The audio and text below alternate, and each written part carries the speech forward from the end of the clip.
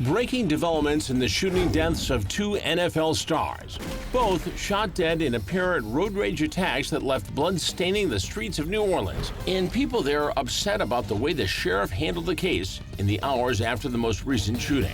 We saw you sell out to them, you rat punk. That's Jefferson Parish Sheriff Newell Normand in a bizarre, expletive-filled news conference. He was supposed to announce the arrest of the man accused of killing former running back Joe McKnight, but instead the sheriff took the defense, repeating word for word what some internet trolls blasted out on social media sites to his department. It's not fair for him to be called you punk Uncle Tom, to go on to say you kissing that has done little to our community. All we know is that you are a puppet. You rat looking on TV. I bet they made you say that, puppet boy. I know what I see. I know that Norman is a piece of and you stood behind that white boy with that bull. You won't even stand with your people, you self-serving son of a. Really? Norman claims his officers got threats after his initial decision to release Ronald Gasser. That decision controversial because Gasser was involved in another road rage incident several years earlier, a charge that was later dismissed. The McKnight shooting happened in Terrytown, a suburb across the river from the city. Cops say it was after Gasser and McKnight got into an argument while driving. At some point in time during that verbal altercation, Mr. Gasser pulls his weapon from between his seat and the console and fires 3 shots at Joe McKnight. A witness reportedly claimed Gasser stood over McKnight saying, "I told you not to expletive with me."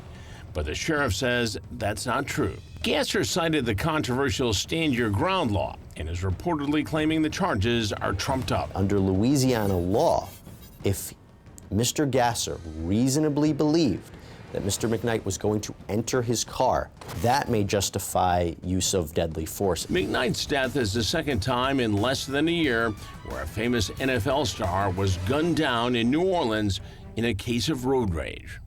The story playing out just as the trial of the man accused of killing New Orleans Saints defensive end Will Smith gets underway. His wife, Raquel Smith, took the stand in a tearful plea, saying he is not here today, so I am his voice.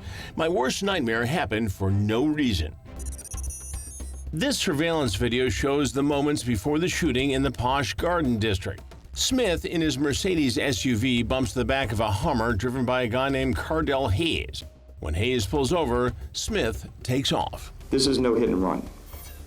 So I said, they slammed on their brakes on Magazine Street, did not believe they even hit the Hummer. There's no damage. Hayes is a talented football player who never quite made it to the big leagues. He was an extra in the 22 Jump Street movie. Look closely, that's Hayes on the far right. Cops say Hayes shot 8 rounds into Smith and 2 bullets wounding his beautiful wife Raquel, who was shot in the leg. Her screams of agony caught on this cell phone video posted on YouTube. Raquel is a close friend of Kim Kardashian. After the shooting, Kim tweeted, "My heart breaks for my sweet friend Rocky. I'm deeply saddened by your loss." You can see cops frisking Hayes before slapping on the handcuffs. He was charged with second-degree murder, attempted second-degree murder, and aggravated criminal damage to property. Hayes pleaded not guilty, claiming he shot in self-defense.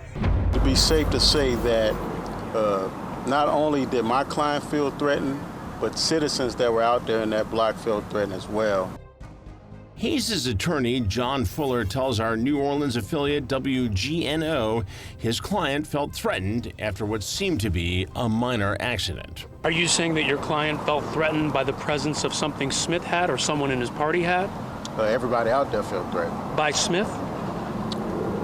By someone other than Mr. Hayes. Could that someone be a former New Orleans police captain? This is the last known picture of Smith alive, showing him dining with retired Captain Billy Saravolo just hours before the shooting. Saravolo was reportedly spotted at the crime scene. There are no criminal allegations against him. He arrived at the scene after the shooting took place, which again, it doesn't fit into the defense's narrative that Mr. Hayes was somehow under immediate threat. In a strange coincidence, Cervolo was one of several NOPD officers who shot and killed Hayes' father. This grainy video posted to YouTube shows the shooting scene back in 2005. Police say Anthony Hayes was carrying a knife when he got into an argument at a drugstore. Cops shot him 9 times. Hayes sued Cervolo and the city in federal court, claiming the shooting was excessive use of deadly force, and said it was without just cause or provocation. The city reportedly settled for a large sum. Hayes pleaded not guilty. If he's convicted, he could face life without parole.